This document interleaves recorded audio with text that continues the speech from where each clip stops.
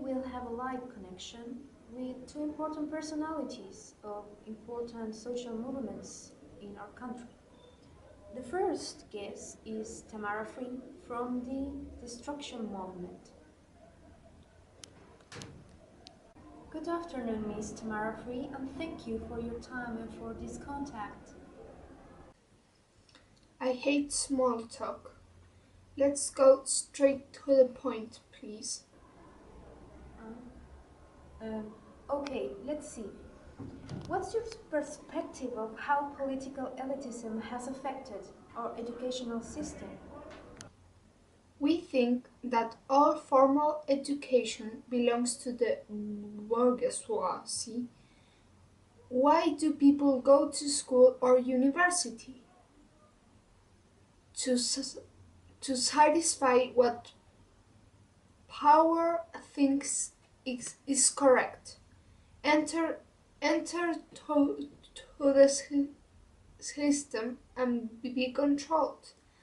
The main purpose of the system in which we live in is to control our minds and lives and to pre- prevent us from developing critical thinking skills. So, my answer is that elitism has affected all the system. They expect that people will do what they want them to do, and the educational system is only the top of the iceberg. This system generates inequality and lack of opportunities in society. If you can pay, you can study because the power needs wage labor. Okay, Miss Free. Well, you talked about elitism and particularly about the way in which elitism in our educational system, that is, considering the extreme differences between private and public education, generates an unequal society, segregation, and lack of opportunities for the more marginalized sectors of our society. But at the beginning of your answer, you asked an interesting question. You said, why do people go to school or university? So, I would like you to clarify that point for our audience. Do you think that people should not receive formal education in order to develop themselves as free human beings? Yes, Martha.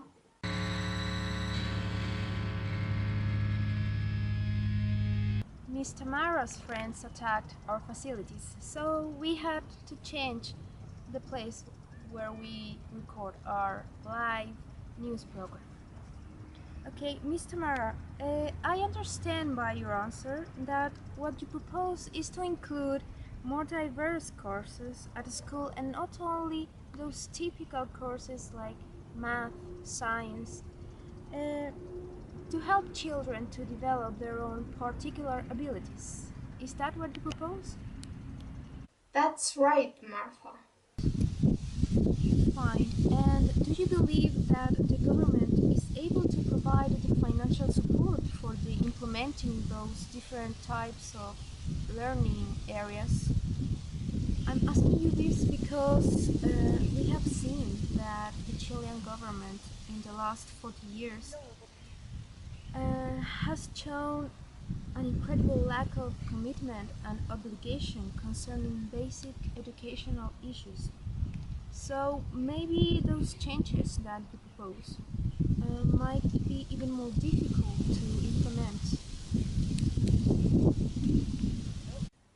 Yes, Martha.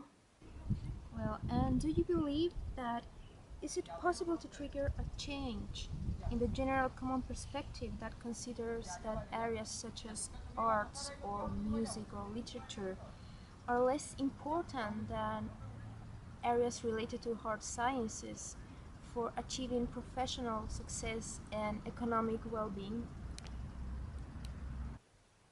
actions must be taken in order to implement changes.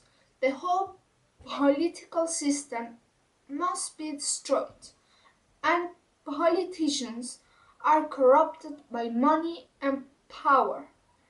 Let's consider how much money they decide to expend on weapons that the country doesn't even use, or the campaign costs involved when an election year begins. Our social movement is the scapegoat of this government. Okay, Miss Free, let's change the topic now. I know that you have been participating in mass movements that are against the construction of hydroelectric power stations in different parts of our country. I want you to explain to our audience what is the current state of your movement, and also what is the current state of the projects that considered the destruction of our environment.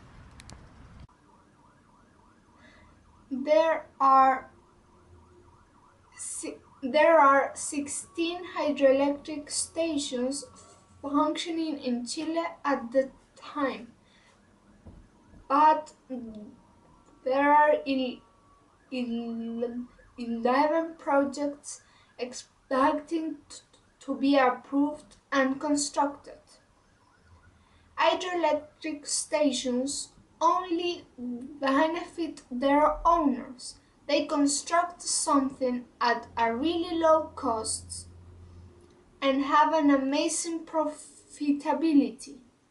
The fact is that hydroelectric stations destroy nature, ecosystems, and human beings' lives. The same people that own these enterprises is the people that approve these projects in the government, thinking only about money. These people have no moral. They do not think about the people. That is why the whole system should be destroyed and recreated. Okay, we have to interrupt our contact because we are receiving a report about the presidential candidate Evelyn Matos. She has called a press conference to make an important announcement.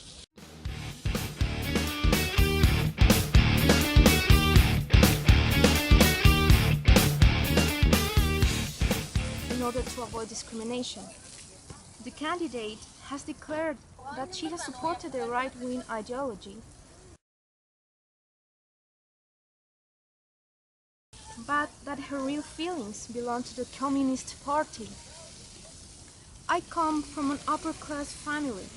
I'm blonde, slender, and elegant, so I fit better the standards of the right wing.